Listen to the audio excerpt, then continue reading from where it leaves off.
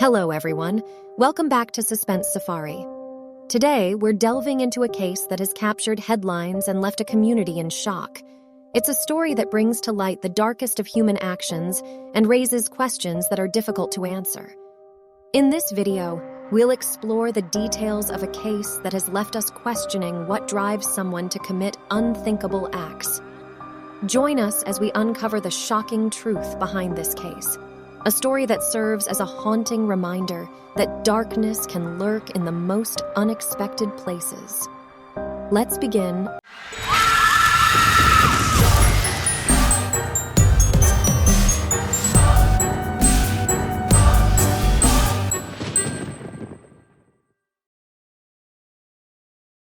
Lucy Letby.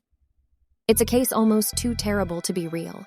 Nurse Lucy Letby has been convicted of murdering 7 infants and attempting to murder 6 others, a neonatal nurse in Chester Hospital in Cheshire, England. She is now considered the most prolific child killer in United Kingdom history. Letby was accused of killing 7 infants, 5 boys and 2 girls, while they were in her care in the neonatal unit of Chester Hospital in 2015 and 2016. She's currently facing 22 charges related to those deaths, as well as the attempted murder of 10 more infants. During her trial, which had been happening since October 2022, several colleagues testified to witnessing unusual behavior from the former nurse. In one instance of attempted murder, Letby tried to murder an infant, referred to as Child G, while the baby's assigned nurse was on a break. Under Letby's care, expert witness Dr. Dewey Evans testified the baby received far more milk than prescribed, and that the overfeeding couldn't have been an accident, but was an intent to harm. That baby survived, but 7 others did not. In a second instance, a twin boy and girl. Child A, the younger of the 2, died on the 8th of June 2015, allegedly after air was injected into his bloodstream. His elder sister was allegedly attacked 28 hours later, but she survived. In another instance, among Letby's victims were the 2 triplet boys, children O and P. The siblings' births caused a stir among staff on the unit, but only one of them would survive. On June 23, 2016, during Letby's shift, Child O suddenly took a turn for the worse. Another nurse suggested moving Child O, but Letby disagreed with her colleague, insisting that he should be kept in Nursery 1, where the most critically ill babies were cared for. Just under 2 hours later, an alarm sounded. Child O was suffering a life-threatening collapse. Despite efforts to save him, Child O tragic passed away. He had initially recovered but suffered 2 further collapses and was pronounced dead at 5:47 p.m. The very next day, Letby was responsible for the care of Child P, the surviving sibling. However, as the hospital was preparing to transfer him to another location, he suddenly collapsed and, devastatingly, also lost his life. Child P's untimely death raised concerns, prompting Dr. Breary to express his dissatisfaction with Letby working on the unit. Unfortunately, he was informed that there was no concrete evidence against her, and she would continue her nursing duties. These heart-wrenching incidents shed light on the tragic outcomes that occurred under Letby's care, leaving a trail of grief and loss for the families involved. Letby is arrested at her home, and searches also take place at her parents' home. Letby pleaded not guilty to all 22 charges. The prosecution presented handwritten notes found in Letby's home, in which she describes herself as a horrible, evil person and says she killed them on purpose. But other notes purportedly proclaimed her innocence. "I haven't done anything wrong, and they have no evidence, so why have I had to hide away?"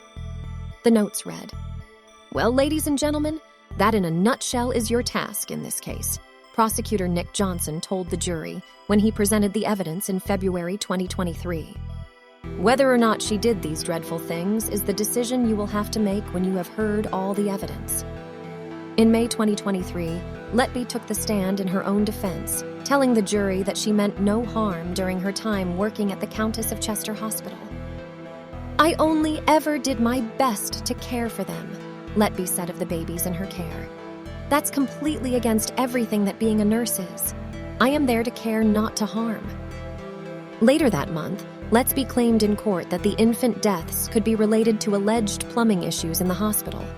"We used to have raw sewage coming out of the sinks and coming out on the floor in Nursery 1, she alleged, also claiming that staff being unable to wash their hands could be a contributory issue.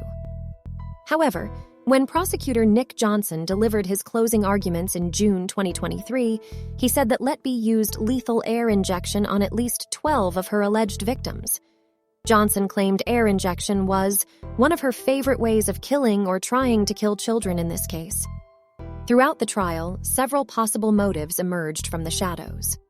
The prosecution painted a picture of Letby as someone who derived a twisted satisfaction from harming the most vulnerable. One possible motive was that of playing God, where Letby manipulated circumstances to be the first to respond to the baby's deteriorating conditions. Another suggested a desire for personal attention, possibly fueled by an alleged secret relationship with a married doctor at the hospital. Yet, even as justice was served, questions lingered. Why? What drove someone to commit such unspeakable acts? The motives, though hinted at during the trial, remained a labyrinth of mystery.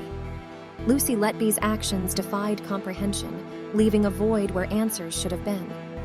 As the story of Lucy Letby continues to unfold, it serves as a grim reminder that evil can lurk in the most unexpected places. It's a tale of trust betrayed, innocence lost, and a neonatal unit forever changed. The echoes of the infants who lost their lives under her care resonate as a call for vigilance, ensuring that such horrors never take root again. Thanks for watching. Please subscribe to Ride in Our Safari.